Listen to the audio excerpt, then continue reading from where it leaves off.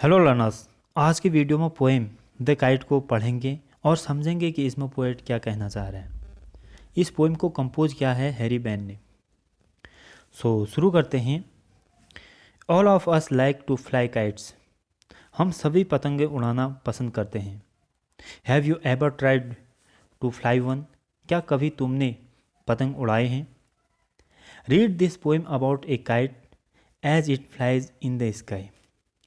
इस पोएम को पढ़ने के बारे में कह रहा है जैसा कि हम आसमान में पतंग उड़ाते हैं, और उसी के बारे में ये पोएम है। शुरू करते हैं। How bright on the blue is a kite when it's new. कहने का मतलब है जब एक पतंग नई होती है तो वो नीले आकाश में वो कितनी चमकदार और आकर्षक लगती है।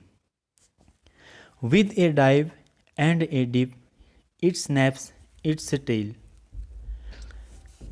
मतलब यहाँ पर जो डाइव शब्द है इसका मतलब है डुबकी या गोता लगाना, और डिप का मतलब होता है डुबोना, और स्नैप्स का मतलब होता है जो सरसराहट टूटने की जो आवाज़ होती है उस टाइप की।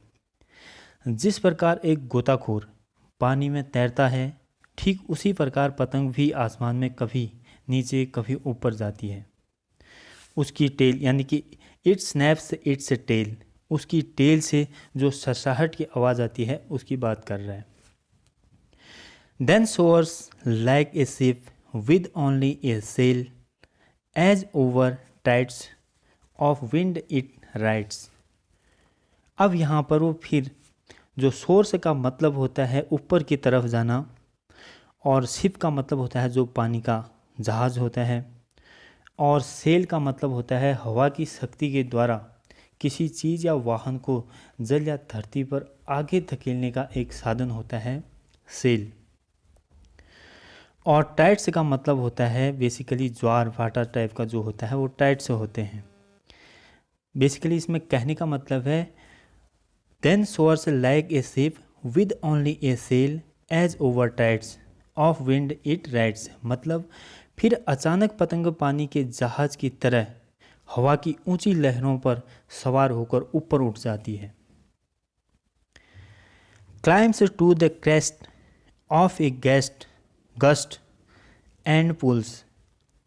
अब यहाँ पर क्रेस्ट का मतलब होता है जो चोटी होती है। क्रेस्ट का मतलब या तो चोटी होती है या शिखर होता है, और गस्ट का मतलब होता है झोंका। जैसे कि ऐसा लगता है, वो कह रहा है मतलब ऐसा लगता है हवा का झोंका पतंग को खींचकर ऊपर चोटी या शिखर पर चढ़ाता है। Then seems to rest as wind falls. और फिर जब जैसे ही हवा कमज़ोर पड़ती है तो ऐसा लगता है पतंग थक गई है, अब वह रेस्ट यानी कि आराम चाहती है।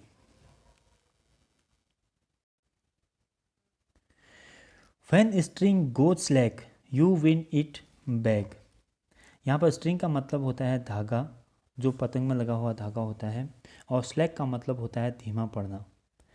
मतलब पोएट कहता है जब पतंग का धागा ढीला पड़ जाता है तो इसे जो पतंग उड़ाने वाला होता है वो पीछे से फिर से हवा देता है। And run until a new breeze blow and its wing fill and up it goes. अब ये जो हवा देने वाला पतंग उड़ाने वाला है वो तब तक इधर उधर भागता रहता है जब तक कि इसमें एक नई ताज़ा हवा का ताज़ा झोंका पतंग के पंखों में नहीं भर जाता, और पतंग फिर से आसमान की नई ऊंचाइयों को नापने लगती है। How bright on the blue is a kite when it's a new. मतलब यहाँ फिर से कह रहा है कि कितने ब्राइट चमकदार होती है वो नई पतंग जो आसमान में उड़ती है। How bright on the blue is a kite when it's a new. मतलब कितनी ब्राइट चमकदार होती है वो पतंग जब वो आसमान में होती है।